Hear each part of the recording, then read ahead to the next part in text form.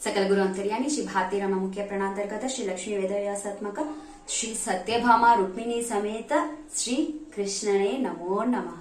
Welcome to Hitopadesh. இன்னைக்கு நம்ம பார்க்க போற எபிசோட் என்ன அப்படின்னா, நாளான்னைக்கு வெள்ளிக்கிழமை வருகிற கிருஷ்ணாஷ்டமி, அதாவது கிருஷ்ணனுடைய அவதார நாள். அதனால நம்ம கிருஷ்ணாவதாரம் பத்தி பார்க்கலாம். ஓகே, நான் ரொம்ப எலாபரேட்டா போக மாட்டேன். 2 எபிசோட்ல கிருஷ்ணாவதாரத்தை முடிக்கிற மாதிரி கொஞ்சம் சுருக்கி சொல்றேன். ஓகேவா? கிருஷ்ணாவதாரம் ஏன் நடந்துச்சு துவாபர யுகம்ல, அந்த ரீசன் பார்த்துட்டு அப்புறம் ஒவ்வொரு ஸ்டோரியா பார்க்கலாம். ஓகேவா? கிருஷ்ணாவதாரம் ஏன் நடந்துச்சு அப்படின்னா, ஒரு காலத்துல என்ன ஆயிடுச்சுன்னா, பூமாதேவினால பாரம் தாங்க முடியலன்னா குண்டா இருக்காங்க, இவங்க வெயிட்ட நான் தாங்க மாட்டேன் கிடையாது, அந்த பாரம் கிடையாது. ஒரு அம்மாக்கு ஒரு குழந்தைய சுமக்கிறதுங்கிறது ஒரு பாரமே கிடையாது. ஆனா அதே குழந்தை 20-25 வருஷம் கழிச்சு 2 பேத்த கொலை பண்ணிட்டு வந்துச்சுன்னா, அப்ப அந்த அம்மா அந்த குழந்தைய, அந்த பையனை, தன்னோட பையனை ரொம்ப பாரமா நினைப்பா. ஐயோ இப்படி பண்ணிட்டானே, இவனை பெத்ததுக்கு நான் பெக்காமே இருந்திருக்கலாமேன்னு நினைப்பா. இந்த பாரம் தான் பூமாதேவிக்கு வந்தது. ஏன் வந்தது அப்படின்னா, தைத்தியர்கள், அசுரர்கள் ஜாஸ்தி ஆயிட்டாங்களாம். எந்த மாதிரி பாத்தீங்கன்னா, ஜராசந்தன், சிசுபாலன், திருணாவிரதன், நரகாசுரன், அரிஷ்டா, பிரளம்பா, சானூரா, முஷ்டிக், எத்தனை பேர் அசுரர்கள் இல்ல. இத்தனை பேரும் என்ன பண்றாங்கன்னா, விஷ்ணு துவேஷம் பண்றாங்க. விஷ்ணுவ துவேஷம், அதாவது திட்டுறது. மகாவிஷ்ணு பூமாதேவியுடைய பதி, புருஷன் இல்லையா, அவரை திட்டினா எந்த பொண்டாட்டிக்கும், இப்போ புருஷனை திட்டினா எந்த பொண்டாட்டிக்கும் கோவம் வரும். அதே மாதிரி மகாவிஷ்ணுவ துவேஷம் பண்றாங்க, வெறுக்கிறாங்க. அப்படிங்கிறப்போ பூமாதேவிக்கு அது பொறுக்க முடியல. அவளால பூபாரம், அவளுக்கு ரொம்ப பாரம் ஆயிடுச்சான். இந்த மாதிரி அசுரர்கள் என் பூமியில இருக்கிறது எனக்கு பிடிக்கல அப்படின்னு சொல்லி என்ன பண்றா, இந்திரலோகத்துக்கு போறா. இந்திரலோகத்துக்கு போய் இந்திரன்ட்ட கேக்குறா, இந்திரா நீ இந்த தைத்தியர்கள் எல்லாம் கொன்னுடு, சம்ஹாரம் பண்ணிடு. இப்ப இந்திரதேவர் சொல்றாரு, அம்மா என்னால முடியாது, எனக்கு அவ்வளவு சக்தி இல்ல, நம்ம சிவன்கிட்ட போய் கேட்கலான்னு கைலாசத்துக்கு போறாங்க. அப்போ சிவன் சொல்றாரு, நானே இவங்கள பாதி பேருக்கு வரம் கொடுத்திருக்கேன், நான் எப்படி கொல்லுவேன், நம்ம பிரம்மதேவர்கிட்ட போலாம்னு சொல்லி சத்தியலோகத்துக்கு போறாங்க. சத்தியலோகத்துக்கு போனா அங்க பிரம்மதேவர் அதேதான் சொல்றாரு, இதுல 3/4 பேருக்கு நான் தான் வரம் கொடுத்தேன், நானே போய் எப்படி கொல்ல முடியும், ஒண்ணு வேணா பண்ணலாம், நம்ம எல்லாரோட வரத்தையும் முறியடிக்கிற சக்தி ஒரே ஒருத்தருக்கு உண்டு. யாரது? வைகுண்டத்துல பார்க்கடல்ல பள்ளி கொண்டிருக்கிறோம் ஸ்ரீமன் நாராயணனுக்கு மட்டும் அந்த சக்தி இருக்கு. நம்ம அவர்கிட்டே போய் சரணகதி அடையலாம். எல்லாரும் வைகுண்டத்துக்கு போறாங்க. அப்போ பூமாதேவி எப்படி போறா தெரியுமா, கோரூபம், பசு மாதிரி ரூபம் மாத்திக்கிட்டு போறாளாம். ஏன்னா விஷ்ணு கோப்ரியா, கோன்னா ரொம்ப பிடிக்கும் கடவுளுக்கு. ஏன்னா ஒரு பசுக்குள்ள எல்லா தேவதையுடைய சன்னிதானத்தையும் கடவுள் வச்சிருக்கான். அதனால கோன்னா கிருஷ்ணனுக்கு ரொம்ப ரொம்ப இஷ்டம், விஷ்ணுக்கு ரொம்ப ரொம்ப இஷ்டம்னு சொல்லி விஷ்ணுடைய பத்னியான பூமாதேவி அந்த ஸ்திரீ ரூபத்திலேயே போகாம பசு ரூபத்துல மாறி கண்ணீர் விட்டுக்கிட்டே பாவம் இவங்களோட சேர்ந்து போறாங்க. எல்லா தேவர்களும் சேர்ந்து போறாங்களாம் வைகுண்டத்துக்கு. போன உடனே விஷ்ணுவை பார்க்க முடிஞ்சுதா, அங்க அவர் இல்ல. இவங்க எல்லாம் மூஞ்சி பாத்துக்கிறாங்க. உட்காந்து எல்லாரும் தபஸ் பண்ணுங்கன்னு அப்படியே உட்காந்து எல்லாம் தவம் பண்ண ஆரம்பிக்கிறாங்க மகாவிஷ்ணுவை பார்க்கணும்னு. அப்போ ரொம்ப நாள் கழிச்சு பாருங்க, கடவுளை பார்க்கறது அவ்வளவு ஈஸி கிடையாது, தேவர்களுக்கே ஈஸி கிடையாதுங்கிறப்போ நம்ம எல்லாம் எந்த மாத்திரம், அவங்க அங்க வைகுண்டத்துக்கே போனாலும் அவன் கண்ணுக்கு தெரிய மாட்டேங்கிறான். தபஸ் பண்ணி தவம் பண்ணி அப்புறம் பார்க்க வேண்டியதாவதுன்னா அவனுடைய ஸ்தானம் என்ன, அதனால ஹரி சர்வோத்தமான்னு சொல்றோம். இப்ப என்ன ஆயிடுச்சு, இப்போ விஷ்ணு கண்ணுக்கு தெரியலையா, என்ன பண்றாரு, பேசுறாரு, அஷரீரி வாணி கொடுக்கறாரு. என்னன்னா, பிரம்மா நீ இவங்க எல்லாரையும் கூப்பிட்டுக்கிட்டு மேருமலைக்கு போ, அங்க போய் உக்காரு, நான் அங்க வரேன், நெக்ஸ்ட் என்ன பண்ணலாம் நம்ம டிஸ்கஸ் பண்ணலாம்னு சொல்லி அனுப்பிச்சு விட்டுறாரு. இந்த அஷரீரவாணி கூட மத்த தேவர்களுக்கெல்லாம் கேட்கலையாம். மத்த ருத்ரன், இந்திரன், எல்லாம் வருணன், அக்னி எல்லாம் இருக்காங்க, பூமாதேவியில இருந்து எல்லாம் யாருக்குமே கேட்கலையாம். பிரம்மதேவருக்கு மட்டும் கேட்டுச்சா. பாருங்க, அவரோட வாய்ஸ் கேட்கிற அந்த தகுதி கூட எல்லாருக்கும் எல்லா டைம்லயும் கடவுள் கொடுக்கறது இல்ல. பிரம்மதேவர் அவருடைய பிரிய புத்திரன், அவருக்கு மட்டும் அந்த பாக்கியம் கிடைச்சது.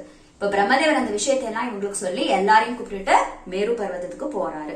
அங்க போனா மகாவிஷ்ணு வெயிட் பண்ணிட்டு இருக்காரு. சொன்ன மாதிரியே இவங்க எல்லாருக்கும் ஒவ்வொருத்தங்களும் நீங்க எங்கெங்க போய் பிறக்கணும் பூலோகத்துல, நான் கிருஷ்ணாவதாரம் எடுக்கிறேன் அப்படின்னு சொல்லி சொல்றாரு.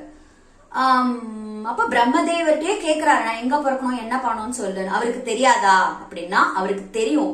பட் பிரம்மதேவருக்குன்னு ஒரு ஸ்தானம், ஒரு பதவி கொடுத்து வச்சிருக்காரு இல்லையா, அந்த பதவிக்கு மரியாதை கொடுக்கணும்னு கடவுள் அவரையே கேக்குறாரு. கேட்டா பிரம்மதேவர் சொல்றாரு, நீ மதுரால யதுகுல வம்சத்துல போய் பிறக்கணும். அங்க வசுதேவ தேவகின்னு இவங்க 2 பேரும் கஷ்யபர் அதிதி, இவங்க தான் கடவுளே எனக்கு மகனா பிறக்கணும்னு தவம் பண்ணி பிறந்திருக்காங்க. நீ அவங்களுக்கே அவதாரம் எடுத்திருப்பா அப்படின்னு சொல்றாரு. அப்போ விஷ்ணு அப்படியே பண்றேன் அப்படின்னு சொல்லி பாருங்க, கடவுள் ஒவ்வொருத்தவங்களுக்கும் மரியாதை கொடுக்க தவறவே மாட்டாரு. இந்த பழக்கத்தை நம்மளும் அவர்கிட்ட இருந்து கத்துக்கணும். நம்மளோட சின்னவங்களாவே இருந்தாலும் அவங்களுக்குன்னு கொடுக்க வேண்டிய மரியாதையை நம்ம கண்டிப்பா கொடுக்கணும் அப்படின்னு கடவுளே காட்டுறாரு. பட் நம்ம தான் பண்றது இல்ல. இப்போ இது கிருஷ்ணாவதாரம் நடக்கிறதுக்கான பேஸ். ஓகே, தேவர்கள் எல்லாரும் போய் பிரார்த்தனை பண்ணி, பூமாதேவி பசு ரூபத்துல போய் பிரார்த்தனை பண்ணி இது டிசைட் ஆகுது. அங்க பூலோகத்துல இருக்க எல்லா தைத்தியர்களையும் நான் கொல்றேன். இன்னொன்னு நம்மளுக்கு தோணலாம், ஏன் இந்த விஷ்ணு இவ்வளவு சக்தி இருக்கிறவரு வைகுண்டத்திலே உட்காந்து இப்படி பார்த்தே எல்லாரையும் கொல்ல முடியாதான்? முடியும். ஆனா தர்மம்னா என்ன, அதர்மம்னா என்ன? அதே மாதிரி இந்த தேவர்கள் எல்லாருக்கும் கூட ஒரு சான்ஸ், வாய்ப்பு கொடுக்கணும். எதுக்கு? தன்னோட சேவை பண்றதுக்கு, அவங்களுக்கும் புண்ணியம் பண்ணிக்கிறதுக்கு ஒரு சான்ஸ் கொடுக்கணும் அப்படின்னு சொல்லி கடவுள் இவங்க எல்லாருக்கும் வாய்ப்பு ஏற்படுத்தி கொடுக்கிறாரு. ஓகே, இதே நேரத்துல பூலோகத்துல என்ன நடக்குது அப்படின்னு சொல்லி பார்க்கலாம். இந்த வசுதேவ தேவகி இவங்க எப்படி பிறக்கிறாங்க, கம்சன்லாம் எப்படி பிறக்கிறான் அப்படின்னு சொல்லி பார்க்கலாம். வசுதேவன் யாரு அப்படின்னா கஷ்யப மகரிஷி. இந்த தேவகி தான் கஷ்யபருடைய ஒரு பத்னியான அதிதி தேவி. இவங்க 2 பேரும் எங்களுக்கு கடவுளே ஸ்ரீமன் நாராயணனே குழந்தையா பிறக்கணும்னு சொல்லி தவம் பண்ணி இப்போ பூலோகத்துல வசுதேவன் தேவகியா கஷ்யபரும் அதித்தியும் பிறக்கிறாங்க. மதுரா மண்டலம்னு ஒரு ஊர் இருக்கு, ஒரு தேசம் இருக்கு, ஒரு நாடு. அந்த மதுரா மண்டலத்தை சூரசேனா அப்படிங்கிற ஒரு ராஜா ஆண்டுட்டு இருக்காரு. இவங்கெல்லாம் யாருன்னா யதுகுல வம்சத்தவங்க, யதுகுலம் அவங்க. இந்த சூரசேனாக்கு வசுதேவன் பிறக்கிறான். இந்த வசுதேவன் பிறக்கிறப்போ பாத்தீங்கன்னா வானத்துல இருந்து ஒரே சப்தமாமா, மேளம் இது அப்படி எல்லாம் அடிக்கிற சத்தம் கேக்குது. ஏன் கேக்குது அப்படின்னா, தேவர்கள் எல்லாருக்கும் தெரியும் இல்லையா, இந்த வசுதேவனுக்கு தான் கடவுள் கிருஷ்ணனா அவதாரம் எடுக்க போறாரு. அந்த வசுதேவன் இப்ப பிறந்துட்டான்னு சொல்லி வசுதேவன் பிறக்கிறப்போ, குழந்தை பிறக்கிறப்போ வானத்துல இருந்து ஒரே நகாரி வாசிக்கிற சப்தங்கள் எல்லாம், மேளதாளங்கள்லாம் கேக்குது. அதனால வசுதேவனுக்கு ஆனக துந்துபின்னு ஒரு பேர் வந்துச்சு. ஆனக துந்துபின்னா அந்த நகாரி வாசிக்கிறது. சோ ஆனக துந்துபின்னு ஒரு பேர் கூட வசுதேவனுக்கு வந்துச்சுன்னு சொல்றாங்க. சோ இந்த வசுதேவன் சூரசேனாக்கு பிறக்கிறான். அடுத்தது தேவகி யாருக்கு பிறக்கிறாங்க அப்படின்னா ஆஹோகான்னு ஒரு ராஜா. இவனும் ஒரு யதுகுல ராஜா. அவன் இன்னொரு தேசத்தை ஆண்டுட்டு இருக்கான். இந்த ஆஹோகாக்கு 2 பசங்க. ஒருத்தன் தேவகா, இன்னொருத்தன் உக்ரசேனா. இந்த தேவகாக்கு பிறந்தவ தான் தேவகி, உக்ரசேனாக்கு பிறந்தவன் தான் கம்சன். இப்ப பாத்தீங்கன்னா கம்சனும் தேவகியும் அண்ணன் தங்கச்சி, கசின்ஸ் சொல்றோம்ல, கசின்ஸ், அண்ணன் தங்கச்சி. ஆனா இந்த தேவகிய அவனோட அப்பாக்கு அப்பாவான ஆஹுகா, அதாவது தேவகியுடைய தாத்தாவான ஆஹுக ராஜா தத்தெடுத்துக்கிறாரு. ஏன்னா அவருக்கு பொண்ணுங்களே இல்லைன்னு சொல்லி தன்னோட பையனோட தன்னோட பொண்ணா தத்தெடுத்துக்கிறாரு. இப்போ கம்சனுக்கு தேவகி அத்தை ஆயிட்டா, அதாவது அப்பாவோட சகோதரி ஆயிட்டா. சோ கம்சனுக்கு தேவகி அத்தையும் ஆகிறா, கம்சனுக்கு தேவகி தங்கச்சியும் ஆகிறா. இந்த கம்சன் பாத்தீங்கன்னா துஷ்ட சுபாவம் உள்ளவன் தான். ஆனா தேவகி மேல அவ்வளோ பாசம். அவ ரொம்ப சின்ன பொண்ணு, ரொம்ப நல்லவ, தன்னோட தங்கச்சின்னு சொல்லி அவ்வளோ பாசம் காமிச்சிட்டு இருக்கான். அப்போ ஒரு சமயம் என்ன ஆகுது, இந்த தேவகிக்கு மாப்பிள்ளை பாக்குறாங்க. அப்போ வசுதேவனையும் தேவகியும் பொருத்தம் நல்லா இருக்குன்னு சொல்லி அவங்களுக்கு கல்யாண ஏற்பாடு பண்ணி அவங்களுக்கு கல்யாணமும் பண்ணி வச்சிடறாங்க. வசுதேவன் தேவகி 2 பேருக்கும் கல்யாணம் பண்ணி வச்சிடறாங்க. கல்யாணம் பண்ணி வச்சதுக்கு அப்புறம் அவங்கள கூட்டிட்டு போறதுக்கு ரதத்துல உட்கார வச்சு கம்சன் தானே தேரோட்டுறானாமா. பாருங்க, கம்சன் ஒரு சாதாரண ஆள் கிடையாது. அவன் பூமண்டலத்துக்கே அதிபதியா இருக்கிற ஒரு பெரிய சக்கரவர்த்தி. அவன் கார் டிரைவிங் பண்றான்னா அந்த மாதிரி கார் டிரைவிங் ரதத்தை வந்து டிரைவ் பண்ணிட்டு போறானா. ஏன்னா தேவகி மேல அவ்வளோ பாசமாமா. இந்த ரதத்துக்கு பின்னாடி பாத்தீங்கன்னா இந்த தேவக ராஜா அவன் வந்து தன்னோட பொண்ணான தேவகிக்கு என்னெல்லாம் வரதட்சணை கொடுத்தான் வசுதேவனுக்கு அப்படின்னா 400 யானைங்களாம். அந்த ஒரு யானையும் அவ்வளவு பலிஷ்டமா இருக்கும். அந்த யானைங்களுக்கு தங்கத்துல ஆபரணங்களாம். அப்படின்னா எவ்வளவு தங்கம் கொடுத்துருக்கணும். இந்த 400 யானைகள்னா இப்ப இருக்கிற பாஷையில சொல்லணும்னா 400 ஓல்வோ பஸ் கொடுத்த மாதிரி கொடுத்திருக்கான் மாப்பிள்ளைக்கு. 1800 ரதங்கள் அப்படின்னா 1800 கார் கொடுத்த மாதிரி.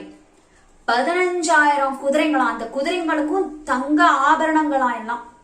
அந்த 15,000 குதிரைகளும் என்ன அப்படின்னா இப்ப 2 வீலர்ஸ் 15,000 கொடுத்துற மாதிரி ஒரு ஷோரூமே கொடுக்குறான்.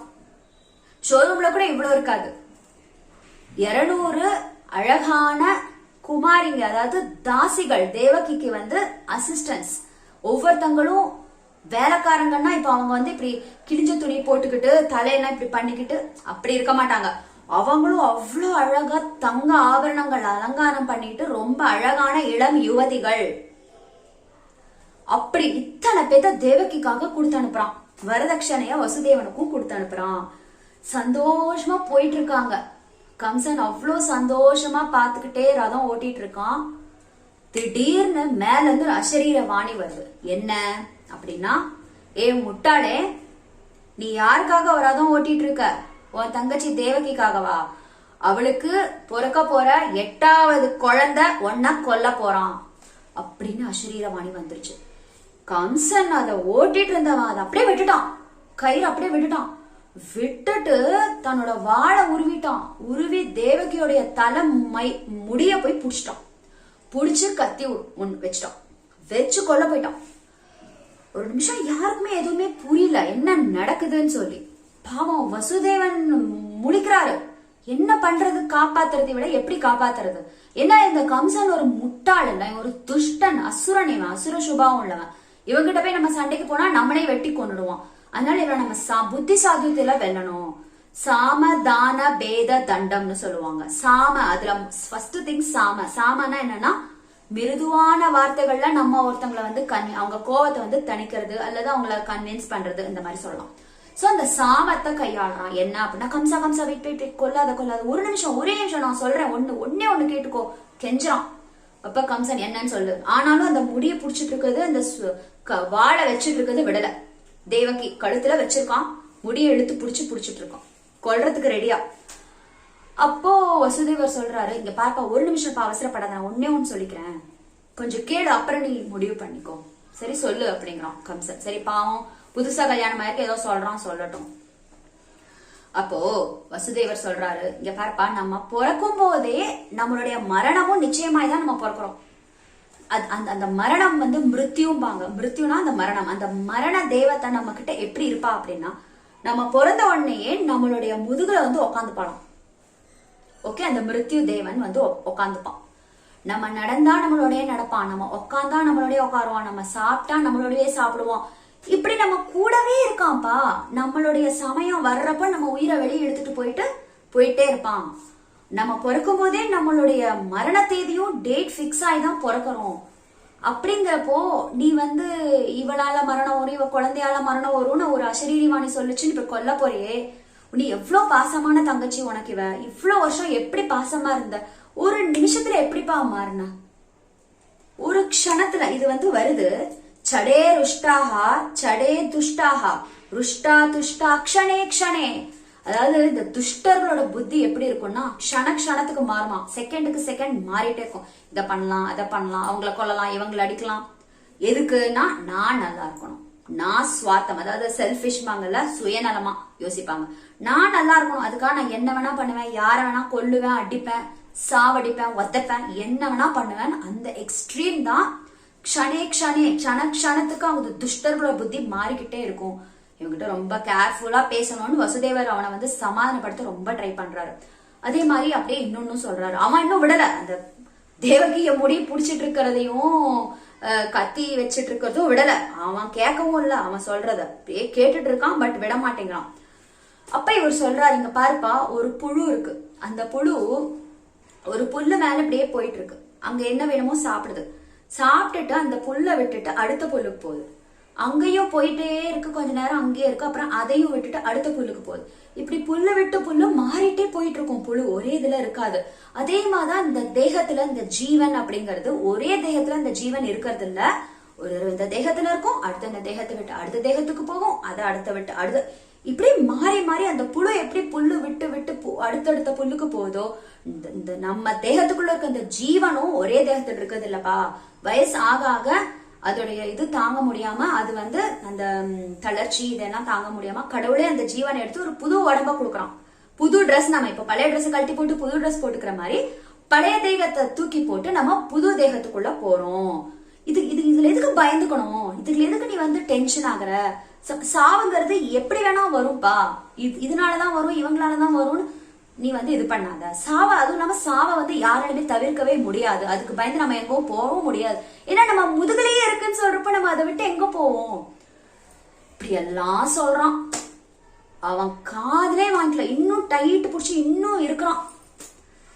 சரி, இப்ப வந்து வசுதேவர் ஆக்சுவலி வசுதேவர் உபதேசம் இன்னும் நிறைய இருக்கு.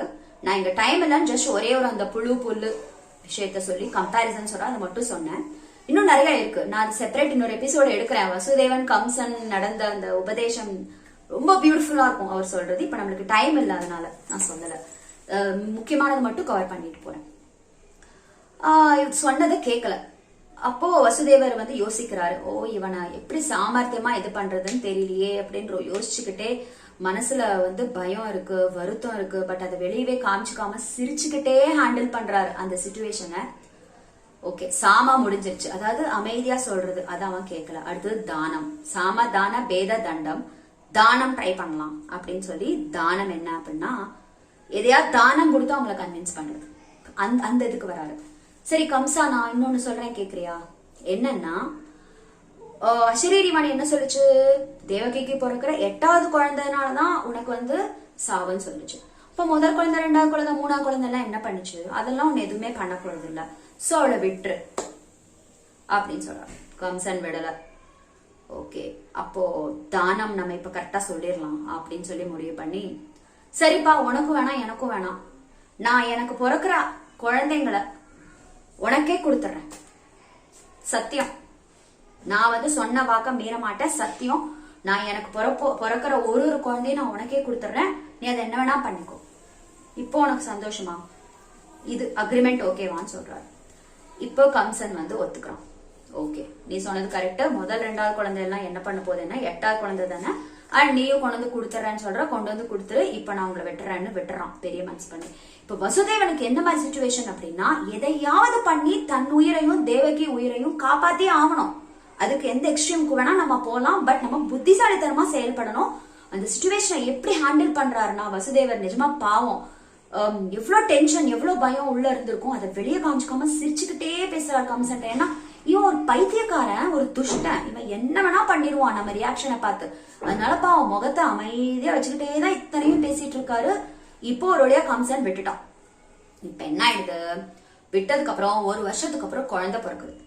அதுக்கு வந்து கீர்த்தி மந்தான்னு பேர் வந்து வைக்கிறாங்க. வசுதேவர் அவர் சொன்ன மாதிரியே அந்த குழந்தைய கொண்டு போய் கம்சன்ட்ட கொடுத்துறாரு. ஏன்னா பாருங்க, அவங்க எல்லாம் அந்த ராஜாக்கள்னா எப்படி இருந்தாங்க, நியாய தர்மம், நான் சொன்னேன் பண்ணிடுறேன், அவ்வளவுதான், கொண்டு போய் கொடுத்துட்டாரு. இப்போ கம்சனுக்கு ஒரே அதிர்ச்சி, தான் பெத்த குழந்தைய வந்து கொண்டு வந்து கொடுத்துட்டாரா, இவ்வளவு நல்லவனா இவன் பாருங்க. அவ்வளவு அந்த அசுரனுக்கே புத்தி வந்து இது பண்ணுது. இன்னொரு விஷயமும் இருக்கு இந்த கம்சனுக்குள்ள. ஓகே, பிருகு மகரிஷியும் இருக்காரு. பிருகு மகரிஷி அதாவது ஜீவத்வயாம்பாங்க, ஸ்பிளிட் பர்சனாலிட்டி. ஒரு ஒரு ஒரு உடம்புக்குள்ள 2 ஜீவன் இருக்கிறது. இது வந்து கம்சனோட உடம்புக்குள்ள பிருகு மகரிஷியும் இருக்காரு. அவரு அப்பப்போ இந்த கம்சனுக்கு நல்ல புத்தியும் கொடுப்பாரு. ஓகே, சோ இந்த கம்சன் வந்து சரி பாவம் வசுதேவன் இந்த குழந்தைய கொண்டு வந்து கொடுத்தான், இந்த குழந்தைய நம்ம எதுவும் பண்ண வேணாம், திருப்பி கொடுத்துடலாம், 8வது குழந்தைய வந்து நம்ம கொண்டாடலாம் அப்படின்னு சொல்லி குழந்தைய திருப்பி கொடுத்துடலாம். வசுதேவர் எடுத்துட்டு போயிடுறாரு. அவருக்கு ஒன்னும் சந்தோஷம் கிடையாது. ஏன்னா இவன் ஒரு பைத்தியக்காரன், இவன் மனசு எப்ப வேணா மாறும். ஆல்ரெடி சொன்னோம்ல, இங்க ஒரு இது வந்துச்சுல்ல, சடே ருஷ்டாஹா சடே துஷ்டாஹா ருஷ்டா துஷ்டா க்ஷணே க்ஷணே, க்ஷணத்துக்கு அதாவது செகண்டுக்கு செகண்ட் இவங்க மனசு மாறும். இவனெல்லாம் நம்பி நம்ம சந்தோஷமே படக்கூடாது, இப்ப வேணாங்கிறான். அதுக்கப்புறம் கொஞ்ச நேரம் கழிச்சு குடுறா குழந்தையன்னு கொண்டுடுவான். இவன் என்ன வேணா பண்ணுவான்னு சொல்லி பாவம் அப்பவும் அவர் எதுவுமே பேசாம திருப்பி கொண்டு போயிடுறாரு. இப்போ அங்க நாரத மகரிஷி வராரு. நாரத மகரிஷி வந்து சொல்றாரு கம்சன்ட்ட, ஏ பைத்தியக்காரா, உனக்கு அறிவு இருக்கான்னு, என்ன சொல்றீங்க, திட்டுறீங்க நாரதரே அப்படின்னு சொல்றோம். இப்ப நாரதர் சொல்றாரு, பின்ன என்னையா அந்த குழந்தை போய் ஏன் விட்ட? ஏன்னா வந்து உன்னை தவிர எல்லாருமே யதுகுல வம்சம்ல தேவர்கள் தான், அது தெரியுமா உனக்கு? நீ ஒருத்தன் தான் அசுரன், உன்னை கொல்றதுக்கு தான் எல்லாரும் பிறந்திருக்காங்க, அது கூட தெரியாம நீ அந்த குழந்தைய விட்டுட்டேன்னு சொல்லிடுறாரு. இப்போ கம்சனுக்கு ஒரே ஷாக். இன்னும் சொல்லிடுறாரு, உன்னோட தங்கச்சி தேவகி தான் அதிதி தேவி, வசுதேவன் தான் கஷ்யப மகரிஷி, இவங்க தான் வந்திருக்காங்க, எல்லாம் புட்டு வச்சிடறாரு. இப்ப கம்சனுக்கு பயம் ஜாஸ்தி ஆகி ஓடி போய் அந்த குழந்தைய போய் கொண்டு வந்துடலாம். வசுதேவர் ஆல்ரெடி நினைச்சாருல என்ன வேணா பண்ணுவான், நம்ம சந்தோஷப்பட வேணாம், அதே மாதிரிதான் ஆச்சு. வசுதேவர் பாருங்க, அவ்வளவு தீர்க்க தரிசி, ஃபியூச்சரே அவர் வந்து அசம்ஷன் பண்ண முடியும் கரெக்டா, அதுவும் தப்பா இல்ல. சோ இப்ப என்ன ஆயிடுது, குழந்தைய கூட்டுறான், கொண்டுறான். இதே மாதிரி அவருக்கு பிறக்கிற ஃபர்ஸ்ட் 6 குழந்தைங்களையும் கொண்டுறான். வசுதேவர் கொண்டு வந்து கொடுக்கறாரு, இவன் வந்து கொண்டுறான். இது மட்டுமே இல்ல, இப்ப நாரதர் வந்து யதுகுலத்துல இருக்கிற எல்லாருமே வந்து தேவர்கள் தான் சொல்லிட்டாரு இல்லையா?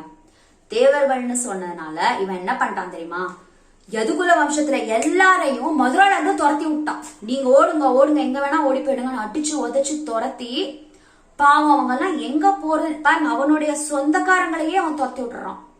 துரத்தி விட்டு அவங்க ஓடி போய் எங்க போறதுன்னு தெரியாம கொஞ்சம் பேர் பாஞ்சால தேசத்துக்கு போறாங்க, கொஞ்சம் பேர் குரு தேசத்துக்கு போறாங்க, திருதராஷ்டிரன்ட்டையும் திரௌபத மகாராஜாட்டையும் போறாங்க, சிலர் விராட்ட நகரத்துக்கு போறாங்க, சில நல்ல ராஜாக்கள் இவங்களை வந்து சரி வாங்கப்பா நான் உங்களுக்கு இடம் கொடுக்குறோன்னு பாவம் கொடுக்குறாங்க. இது என்ன, இவங்களெல்லாம் துரத்தினது எப்படி தெரியுமா பண்ணா, தனியா இவன் ஒருத்தனே துரத்தல, எப்படி தெரியுமா, கூட்டு சேர்த்துக்கிட்டான். ஜராசந்தன், சிசுபாலன், திருணாவிரதன், நரகாசுரன், அவங்க எல்லாருக்கும் தெரியும், அரிஷ்டா, பிரளம்பா, சானூரா, முஷ்டிகா, இத்தனை பேரும் அசுரர்கள், ராட்சசங்க, இவங்களை கூட்டு சேர்ந்துக்கிட்டு இவங்க எல்லாரையும் துரத்தி விட்டான். பாவம் அவங்க எல்லாம் எங்க போறதுன்னு தெரியாம பாவம் பிச்சுக்கிட்டு அங்க இங்கன்னு போயிட்டாங்க. இவனோட இருந்தது ஒருத்தங்க 2 பேர், லைக் அக்ரூரா மாதிரி சிலர் யதுகுல வம்சத்தவங்க இந்த கம்சனோட இருந்தாங்க. ஆனா அவங்களும் நல்லவங்க தான். இப்போ நம்மளுக்கு வந்து ஒரு டவுட் வரும், ஏன் வந்து இந்த நாரதருக்கு இந்த வேலை வந்து சிண்டு முடிச்சு விட்டாரு, அவனே அந்த குழந்தைய நான் கொல்லல தூக்கிட்டு போன்னு சொல்லிட்டான். இந்த நாரதர் போய் ஏன் விட்ட, இவங்க எல்லாம் தேவர்கள், இவங்க விடாத, இது இப்படி பண்ணாரு? நாரதருக்கு என்ன வேற வேலையே இல்லையா? இத்தனை குழந்தைங்களே அவன் 6 பேத்த கொண்டு இருக்கான், இந்த பாவம் எல்லாம் நாரதருக்கு தானே போகும், இவர் சொல்லிதானே அவன் பண்ணா, அவன் விட்டுட்டான்ல முதல்ல நம்மளுக்கு தோணும். ஆனா கிடையாது, நாரதருக்கு ஒரு பாவமே கிடையாது. ஏன்னா இந்த 6 குழந்தைங்களும் யாரு அப்படின்னு சொல்லி ஒரு கதையே இருக்கு. அவரு ஃபியூச்சர்ல நடக்கிறத தெரிஞ்சுக்கிட்டு தான் இதை வந்து சொல்லியிருக்காரு. அவருக்கு வந்து இதனால ஒரு பாவமே கிடையாது. இந்த 6 பசங்களும் யார் தெரியுமா, இந்த 6 குழந்தைங்களும் இதுக்கு ஒரு தனியான கதை இருக்கு. என்ன அப்படின்னா, மரீச்சி மகரிஷின்னு இருக்காரு. மரீச்சி மகரிஷி, அந்த மரீச்சி மகரிஷியோடைய புத்திரன் தான் கஷ்யப மகரிஷி. இந்த கஷ்யப மகரிஷிக்கு இன்னும் 6 சகோதரர்கள் இருக்காங்க, 6 பிரதர்ஸ் பிளஸ் கஷ்யப மகரிஷி. இந்த 6 சகோதரர்களும் ஒரு தடவை காட்டுல இருக்கிறப்போ அங்க தேவல மகரிஷி வந்திருக்காரு. தேவல மகரிஷி எப்படி இருப்பாரு அப்படின்னா, கொஞ்சம் அப்படியே கூன் போட்டு பாவம், ரொம்ப வயசானவர், பாக்குறதுக்கும் ரொம்ப அவ்வளவு நல்லா இருக்க மாட்டாரு. ஆனா ரொம்ப பவர்ஃபுல், சக்தி வாய்ந்த ஒரு பெரிய தபஸ்வி, மகா பெரிய ரிஷி அவரு. அவரை பார்த்து இந்த மரீச்சியுடைய 6 பசங்க, கஷ்யபர் கிடையாது, மீதி 6 பேர் மட்டும் இவரை பார்த்து கிண்டல் பண்ணிருக்காங்க. ஹே பாரு எப்படி இருக்கான், நம்ம பாரு எப்படி இருக்கோம், மன்மதன் மாதிரி இருக்கும் அப்படின்னு ரிஷி புத்திரர்கள் 6 பேரும் தேவல மகரிஷியை பார்த்து கிண்டல் பண்ணிருக்காங்க. அப்போ தேவல மகரிஷிக்கு கோவம் வந்து இவங்களுக்கு சாபம் கொடுத்துறாரு. என்னன்னு சொல்லி, நீங்க 6 பேரும் போய் தைத்தியர்களா போய் போறாங்க, அசுரர்களா போய் போறாங்க அப்படின்னு சாபம் கொடுத்துறாரு. இந்த 6 பேரும் போய் தைத்தியர்களா பிறக்கிறாங்க. யாருக்கு அப்படின்னா, காலநேமி அப்படின்னு ஒரு அசுரனுக்கு. இந்த காலநேமி யாரு அப்படின்னா,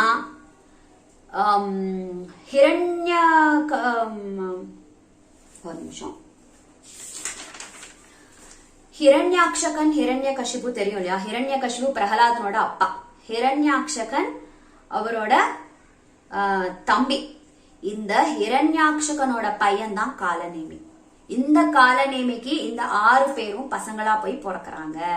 சோ காலநேமிக்கு அவனே ஒரு ராட்சசன், அவனோட பசங்கன்னா அவங்களும் ராட்சசங்க தான். சோ தேவல மகரிஷி சாபத்தால மரீச்சியுடைய 6 புத்திரர்கள் அவங்க வந்து பிறக்கிறாங்க. இப்ப என்ன ஆயிடுது அப்படின்னா, இந்த காலநேமியோட இந்த 6 பசங்களும் தைத்தியர்கள், இவங்களும் அசுரர்கள் தான். இவங்க பிரம்மதேவர்கிட்ட போய் தபஸ் பண்ணி தவம் பண்ணி ரொம்ப வருஷம் தவம் பண்ணி பிரம்மதேவருக்கு ரொம்ப சந்தோஷமாயி வந்து வரம் கொடுக்குறாரு. இவங்க என்ன வரம் வேணும்னு கேட்டோன்னே இவங்க என்ன தெரியுமா கேக்குறாங்க, நாங்க எப்பவுமே சாவக்கூடாது, அவத்தியானா எங்களுக்கு சாவே வரக்கூடாதுன்னு வரம் கேக்குறாங்க. பிரம்மதேவர் ததாசுன்னு சொல்லிடுறாரு, முடிஞ்சு போயிடுது. இப்ப அவங்க அந்த பிரம்மதேவர்கிட்ட அந்த வரத்தை வாங்கிட்டு இவங்க வந்து அரண்மனைக்கு வராங்க. வந்தா ஹிரண்யகசிபு, அதாவது பிரகலாதனோட அப்பா, அவன் வந்து கேக்குறான், எங்கப்பா எங்க போயிட்டு வந்தீங்க, ரொம்ப நாளா உங்களை காணோம். ஹிரண்யாக்ஷகன் ஆல்ரெடி செத்து போயாச்சு, காலநேமியையும் நாராயணனே போய் கொண்டு இருக்காரு. சோ அவங்க யாருமே இல்ல, ஒன்னு ஹிரண்யகசிபு தான் இப்ப இருக்காங்க இந்த 6 பசங்களுக்கும். இப்ப பெரியப்பா ஹிரண்யகசிபு வந்து இவங்களுக்கு பெரியப்பா, ஹிரண்யாக்ஷகனுடைய பசங்க இவங்க, ஹிரண்யாக்ஷனுடைய பேர பசங்க இவங்க. சோ தாத்தாவாவாரு ஹிரண்யகசிபு இந்த 6 பசங்களுக்கும் தாத்தாவாவாரு. எங்க போயிட்டு வந்தீங்க நீங்க அப்படின்னு கேட்டா இவங்க 6 பேர் சொல்றாங்க, நாங்க பிரம்மதேவர்கிட்ட போய் வரம் வாங்கிட்டு வந்தோம், எப்பவுமே சாவக்கூடாதுன்னு சொல்லி. ஹிரண்யகசிபு கோவம் வருது. அவன் ஆல்ரெடி பிரகலாதன்ட்ட என்ன சொல்லிட்டு இருக்கான், நான் தான் கடவுள், நான் விஷ்ணு கடவுள் கிடையாது, ஓம் நமோ நாராயணாய நமகான்னு பிரகலாதன் சொன்னா, இவன் வந்து ஓம் நமோ ஹிரண்யகசிபுவே நமகான்னு சொல்லு அப்படின்னு சொல்லி அவனை கொடுமைப்படுத்திட்டு இருந்தான். இந்த கதை உங்களுக்கு தெரிஞ்சிருக்கும். அப்படி இருக்கிறப்ப இந்த 6 பசங்களையும் பார்த்து இந்த ஹிரண்யகசிபு கேட்கறான், உங்களுக்கு எவ்வளவு தைரியம் இருந்தா பிரம்மதேவர்கிட்ட போய் தபஸ் பண்ணி தவம் பண்ணி வரம் வாங்கிட்டு வருவீங்க, என்கிட்டதான் நீங்க வரம் வாங்கணும், நான் தான் கடவுள்ங்கிறான். இவனே பிரம்மதேவர்கிட்ட தான் வரம் வாங்கியிருக்கான். பிரம்மதேவர்கிட்ட வரம் வாங்கினோடனே இவன் சாமி ஆயிட்டான்.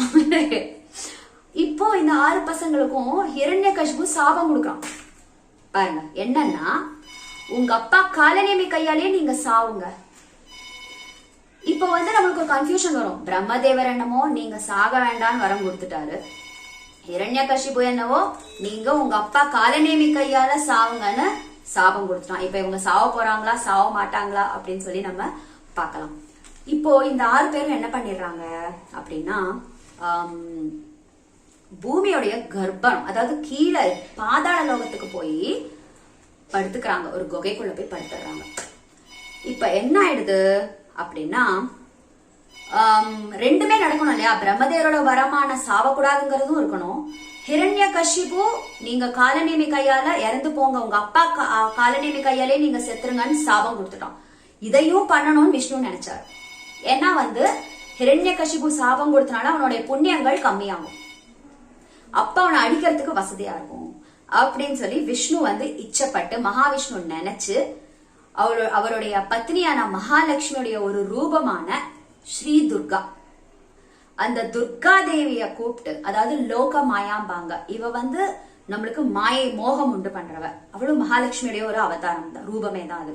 அந்த யோக மாயாவை கூப்பிட்டு என்ன சொல்றாரு தெரியுமா, இந்த 6 பசங்க படுத்திருக்காங்க, அந்த பாதாள லோகத்துல போய் இருக்காங்க. அவங்க படுத்துட்டு இருக்கிறப்போ ஒவ்வொருத்தங்களா நீ என்ன பண்ற, ஜீவனை மட்டும் வெளியெடுக்கிற, எடுத்துட்டு போய் தேவகியோட கர்ப்பத்துல வச்சிரு. இப்போ இந்த கம்சன் தான் காலநேமின்னு உங்களுக்கு ஆல்ரெடி சொன்னேன், அந்த காலநேமி தான் கம்சனா வந்து பிறந்திருக்கான், துஷ்டன். அவன் ஆல்ரெடி நாராயணன் கையால செத்தவன் தான், இப்ப கம்சனா வந்து பிறந்திருக்கான். இப்ப இந்த 6 பசங்களோட ஒரிஜினல் அப்பாவும் இந்த காலநேமியா பிறந்த இந்த கம்சன் தான். இப்ப ஹிரண்யகசிபு என்ன சாபம் கொடுத்தா, உங்க அப்பா கையாலே சாவணும், அதனால அதையும் நிறைவேற்றணும், சாகாமையும் இருக்கணும் பிரம்மதேவன் சொன்ன மாதிரி. இது ரெண்டையும் பண்ணோம்னா இதுதான் ஒரே பிளான், மாஸ்டர் பிளான் பாருங்க கடவுளோடது. இந்த யோகமாயாவை கூப்பிட்டு ஃபர்ஸ்ட் படுத்துட்டு இருக்கிற அந்த ஒரு அசுர பையன், அவனுடைய உடம்புல இருந்து இந்த ஜீவனை மட்டும் வெளியே எடுத்துட்டு கொண்டு போய் தேவகி கர்ப்பத்துல வச்சு முதல் குழந்தை பிறக்குது. அதாவது இந்த பையன், இந்த அசுர பசங்க தான் அங்க வந்து பிறக்கிறாங்க. அவனை கம்சனோட கையாலேயே கொல்ல வைக்கிறாங்க. சோ காலநேமி கையாலேயே கொல்ல வச்சாச்சு, ஹிரண்யகசிபு சொன்ன சாபமும் பலிச்சிருச்சு. இப்போ அந்த குழந்தைய கொன்னதுக்கு அப்புறம் ஜீவன் எகைன் வெளியில வந்துருது. அதை எகைன் அந்த யோகமாயா கொண்டு வந்து இங்க படுத்துட்டு இருக்கிற இந்த பசங்களோட உடம்புல எகைன் போட்டுறோம். இப்ப இவங்க அடுத்த நாள் காலையில எந்திரிக்கிறாங்க, ஏதோ கனவுல ஏதோ நடந்த மாதிரி இருக்கு. லைக் தன்னோட உடம்பு இருந்து ஜீவன் வெளியே போச்சு, இன்னொருத்தங்க கர்ப்பத்துக்குள்ள போய் 9 months இருந்தது, அங்க யாரோ என்ன கொண்டுட்டாங்க, அப்படி இதெல்லாம் கனவு மாதிரி அவங்களுக்கு தோணிச்சான், ஒரு ஃபீலிங் வந்துச்சான். இப்ப பாருங்க அவங்க செத்து போயிட்டாங்க, சாகவும் இல்ல. சோ ரெண்டுமே ஆயிடுச்சு. இதே மாதிரி 6 பசங்களையும் யோகமாயா வந்து ஒவ்வொரு குழந்தையா ஒவ்வொரு ஜீவனையும் எடுத்துட்டு போறது, தேவகி கர்ப்பத்துல வைக்கிறது, அந்த குழந்தை பிறந்ததுக்கு அப்புறம் கம்சன் அதை அடிச்சு கொல்றது. சோ காலநேமி கையாலேயே செத்தாச்சு. அதுக்கப்புறம் எங்க அந்த ஜீவனை கொண்டு வந்து இவங்களோட உடம்புலயே வச்சிருது. இந்த அற்புதமான இந்த லீலைய, இந்த வேலையா மகாவிஷ்ணு யோகமாயா மூலமா துர்கா மூலமா வந்து செய்ய வச்சாரு. இதே துர்காவை தான் நம்ம மகாகாளி, துர்கா, நந்தஜா இப்படிலாம் வந்து நிறைய பேர்ல வந்து நம்ம வந்து கூப்பிடுறோம், கும்பிடுறோம். இவதான் வந்து ராஜச தாமச குணங்களுக்கெல்லாம் அபிமான தேவதா. சோ நம்ம எப்பவுமே துர்கா தேவி என்ன பிரார்த்தனை பண்ணிக்கணும்னா, எனக்குள்ள இருக்கிற கெட்ட குணங்களெல்லாம் எடுத்துருமா தாயேன்னு சொல்லி துர்கா தேவியை நம்ம பிரார்த்தனை பண்ணிக்கணுமாமா. இந்த துர்கா தேவி மகாலட்சுமியோட ஸ்வரூபமே தான். ஓகே, சோ இதுதான் வந்து ரீசன். நாரதர் வந்து ஏன் கொல்லுன்னு சொன்னார்னா, அவருக்கு என்ன வேற வேலை இல்லையா? குழந்தைய வந்து கொல்றதுதான் அவர் வேலையா? கிடையாது. அவர் பரம மகா விஷ்ணு பக்தர். நாராயணா நாராயணா நாராயணான்னு அந்த இதை புடிச்சுக்கிட்டு, தம்புராவை புடிச்சுட்டு எல்லா லோகத்துக்கும் சஞ்சாரம் பண்ணிக்கிட்டே சுவாமி நாம ஸ்மரணைய ஸ்ப்ரெட் பண்ணிட்டு போயிட்டு இருக்கிறவரு அவர் போய் ஒரு குழந்தை கொல்லுன்னு சொல்லுவாரா? இதுக்குன்னு ஒரு ரீசன் இருக்கு. இவங்க வந்து தேவல மகரிஷி சாபத்துல பிறந்த அந்த பசங்க, இவங்க தைத்தியர்களுக்கு காலநேமிக்கு பிறக்கிறாங்க.